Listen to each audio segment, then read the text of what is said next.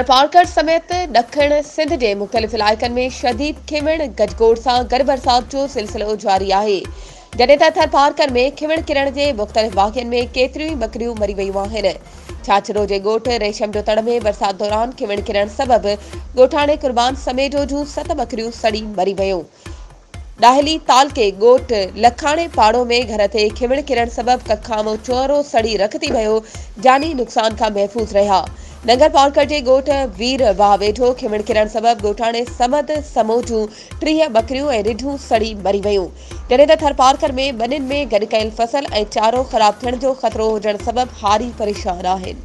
वधीक ख़बरुनि ऐं अपडेट्स जे लाइ असांजे चैनल खे सब्सक्राइब कयो ऐं हा, बेल आइकन खे प्रेस करण न विसारजो त जीअं असांजी हर नई अचण वारी वीडियो तव्हां ताईं पहुची सघे।